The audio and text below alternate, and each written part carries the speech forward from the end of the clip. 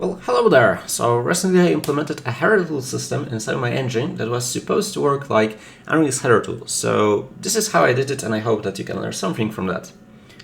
So the first step and my goal was to pretty much the pre-processing step of my variables. I just wanted to add a property macro to my variables, nothing else, with certain flags that would tell me what do I want to do with those properties.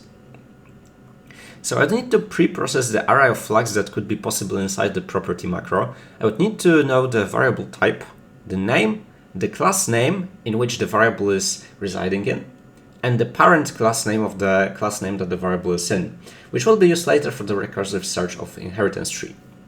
So with that, I needed to create my C++ data structure for that. The pre-processing was done in Rust. The whole engine is done in C++, and I'm just using Rust to learn something of that just for fun. So pretty much the property consists of a name, the offset of the variable, flags, and the type of the property. And the properties are held inside of a hash map that uses the demangled names to search for different types. So in this case, I'm using a demangled name, so std string, to search for the properties which are used for this certain class, as well as I'm using the parent class name as the second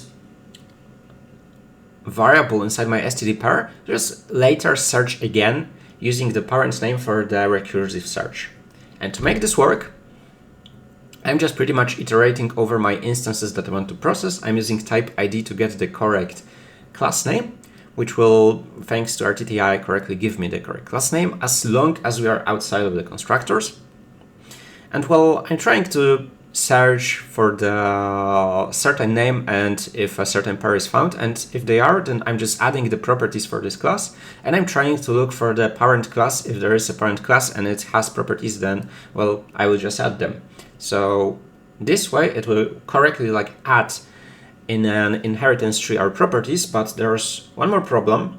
Well, what if we add the properties to a certain class that is not the lowest class, and we are trying to later use the lowest class? So I had to actually go and, with my correct folder and file structure in my project, create empty vector of properties. So for example here, the first example is the B component with the signal strength, where I correctly add a property to my vector. But in the second case, we can see that there's a B mesh component that has no properties, but I still add the B mesh component as well as its parent, which is physics component.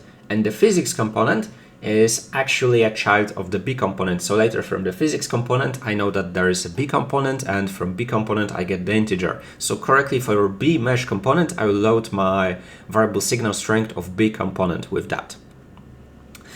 So as we can see there, this is my typical generated code. In the first shot at the top, you can see that there are some includes that I use, and well, I'm just adding to my global property map the demangled name of a class. I'm adding the pair of vector and string, where it just a certain property plus the name of the parent, in this case BInstance.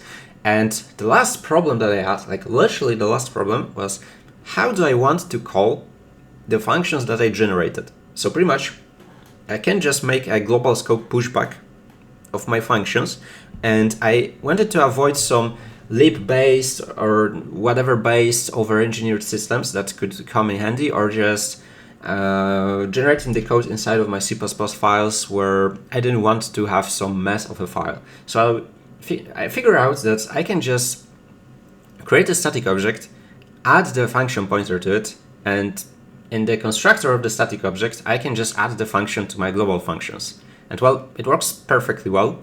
I've got my header tool up and running, I've got my reflection up and running without a problem, and pretty much the same could be applied to functions or events as there are in Unreal, where in a simple way, with the static objects, with some global hash maps, we could just generate them with, of course, other properties, like functions would need the parameters, the return type, etc.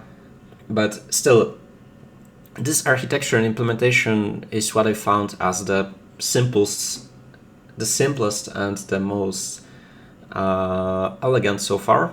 I just like it because it's easy to change, and yeah, I hope that you learned something from that. For me, it was quite a journey of hitting my head against the wall with certain solutions, but finally got it to work, and yeah, that's it. Thank you for watching and cheers.